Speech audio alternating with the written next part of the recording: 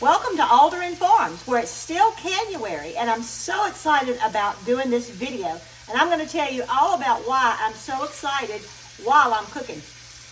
As you can see, I am frying up my ground meat because I'm going to be canning ground meat today. And you don't have to season your ground meat, but I am going to season mine a little bit. And I'm first putting onion granules, garlic granules, Tony's,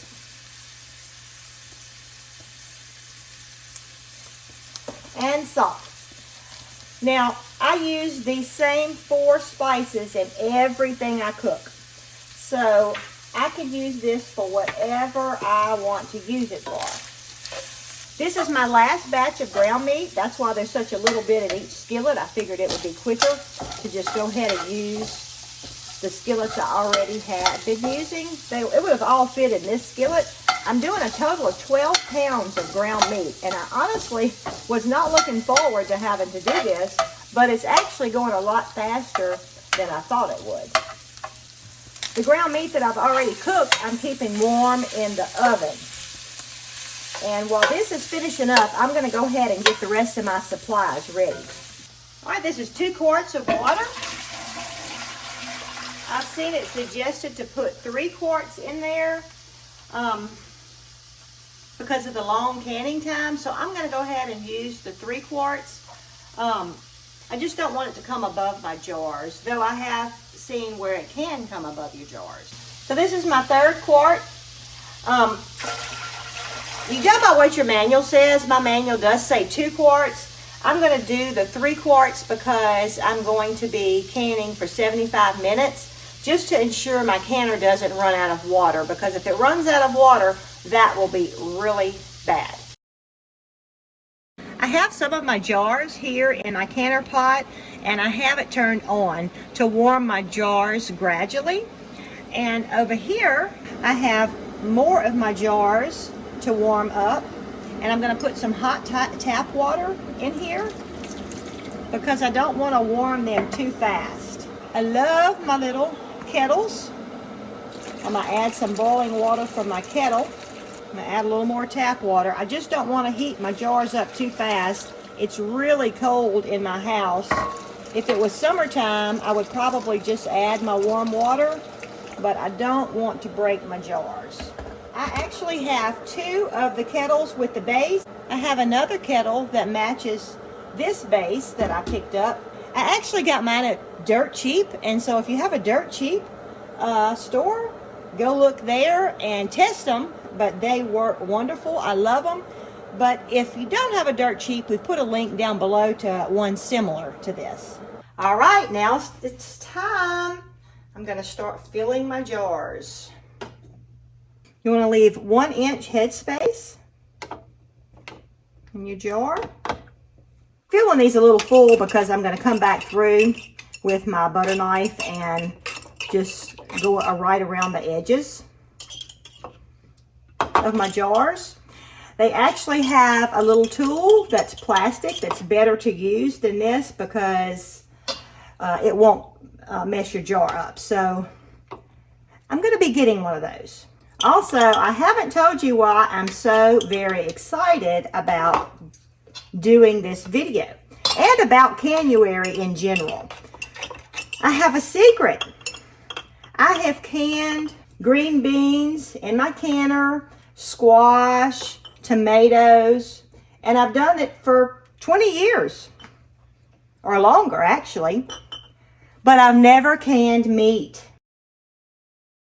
Not that I'm scared of canning meat, but y'all, I'm a very impatient person, and having to sit and wait for that amount of time was just overwhelming to me to think about having to sit for 75 minutes watching my canner, because I have a dial gauge canner, and I would have to sit and wait and wait. Just the green beans would drive me crazy. So the thought of doing meat was just really overwhelming to me. Well, through talking with Lisa, she said, you need to get a weighted gauge. And I'm like, I can have a weighted gauge on my canner? And she's like, yes. So I called the Presto people, and they said, they agreed with Lisa and said, oh yes. They gave me the part number, and now, let me show you what I have. I have a weighted gauge for my canner. So I'm so excited, and I can't wait to fill my shelves with meat. All right, now I'm gonna fill each jar with my water.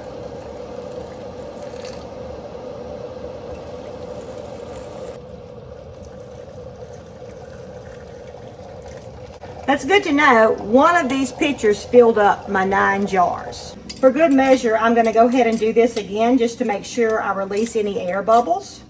I do it very gently because I've already checked all my jars and none of them are chipped, and I don't want to chip any by doing this. And I did not strain my meat because my meat is from a steer that we raised, and his meat is not very fatty, so I'm going to have some fat in my jars, which some fat is okay. But if you're buying your ground meat from the store and it has a lot of fat in it, it's best to go ahead and strain it to where you won't get an extra lot of fat in your jars. Taking a little bit of my meat out because I'm afraid that it has a little too much in it. It'd be better to have not quite enough than to have too much. It's important to wipe the rims of your glass with vinegar. I think you can use water, but vinegar cuts oil better. This is to make sure my jars seal good. And even though I'm using this little gadget, I'm still getting some meat on my jars. I didn't think it would, but it did. I got some meat on the rims of my jars. All right, now for my lids, and I'm using ball lids.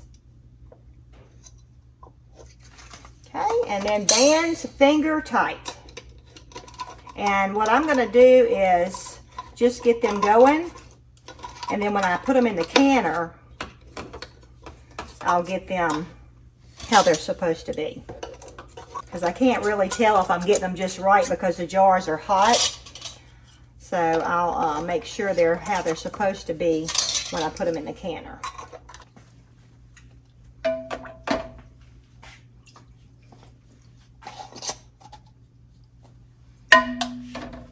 I believe that's one thing that I have done wrong with canning. Now that I've watched a lot of people put their bands on finger tight, I really think I have put my bands on a little too tight. All right, there's my first layer. All right, I had my rack in the bottom. I forgot to point that out to you. And this is my second rack. I'm gonna place it on top right there, and then I can put more jars. These jars are really hot, so I'm just gonna work quickly and get them in the canner.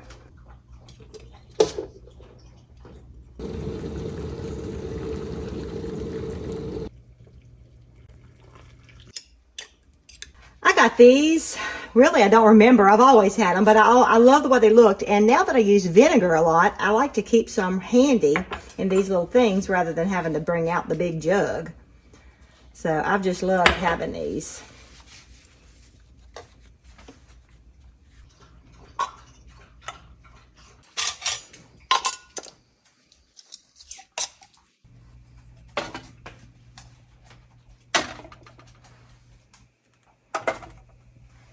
My canner, it has stamped in it open and closed, so I know how to get my lid lined up.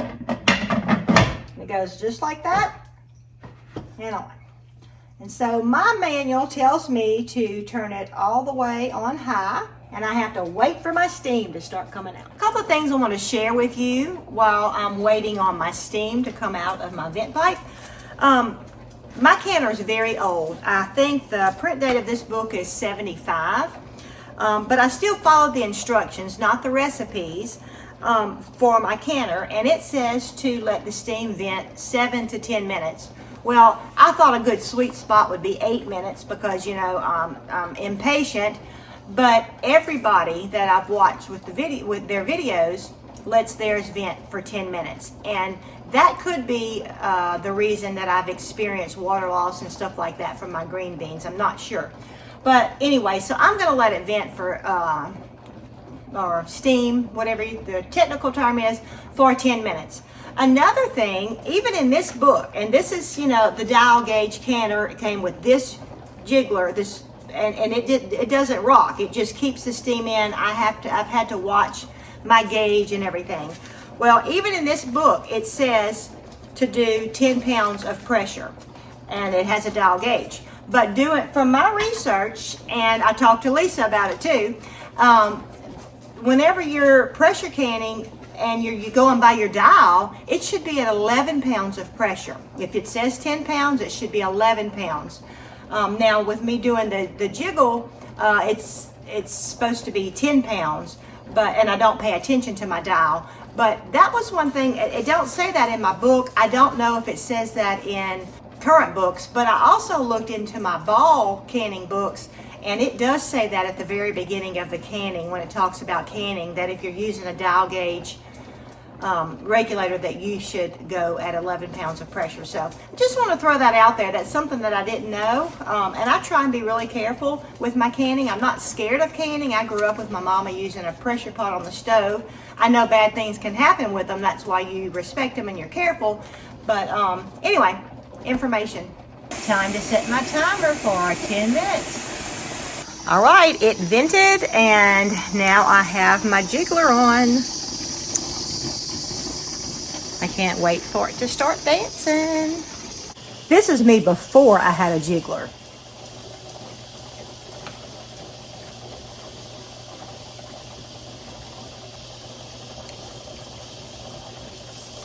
I can't. I'm watching my gauge.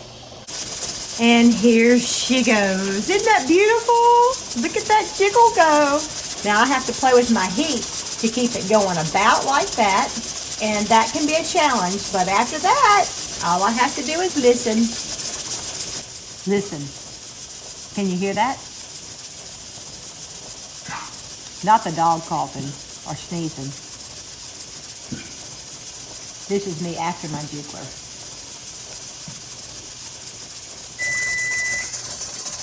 All right, time is up. Turn off my timer. And all I have to do now is turn my stove off, and I will let this come down to pressure. Let the pressure go out of it naturally as it just sits there. I won't remove the jiggler or anything. We just let it sit and see what we get when the pressure comes down. Okay, that did not take very long for it to say all the pressure's gone. But another thing you look for is that your automatic air vent is down. Then it is safe to take your jiggler off. No steam's coming out. Now all I do is I'm going to turn it. And it's a little hard to turn. And I just got through reading my manual, and it said if it is hard to turn, then that may mean that there's still some steam in there, even though none's coming out here and even though this is down. So it should, okay, there it goes. It's fairly easy. But anyway, so for future reference, if it's really hard to turn, don't force it, because that could mean there's still steam in there. All right, you're going to always open the lid away from you. And I'm just going to let it open a little bit like that and let it slowly, some of the steam come out. You see it's still coming out because my manual does not say that. But from some of the canning videos I've watched, some of them let them start cooling down gradually. So that's what I'm going to do with this. I'm just going to let some of that steam escape, and I'll take my jars out in a few minutes. All right, it's cooled down enough, I believe. And so far, so good. It's looking nice. I did it, y'all. I panned some ground meat. Yay. Now, y'all, please don't forget that if you comment on every single video, that improves your chances of, let's see if I can move that, of winning a Presto canner. There's going to be a giveaway for that. Lisa is giving away a Presto canner. It's going to be a drawing for that on the 31st, 7 p.m. Eastern Time. And also, there is a daily drawing now for lids. Canning Lids is giving away, I think, a $50 gift certificate for canning lids. And so that would just be huge to be the recipient of that. I can't tell y'all how much I have enjoyed CANUARY. That's kind of a hard mouthful to say. But I'm going to tell you this. It has made a difference in me. I have learned so much. It has given me encouragement and self-esteem to be able to take the next step in my canning venture, which is canning meat. I can't wait to start doing some more canning. Next on my list, I think, is going to be chili, because we do like to have chili, and it's just Tommy and I, so these pint jars will be the perfect size. I sure hope you enjoyed this video. Don't forget to watch all the videos in the CANUARY playlist. There's a link down in the description below.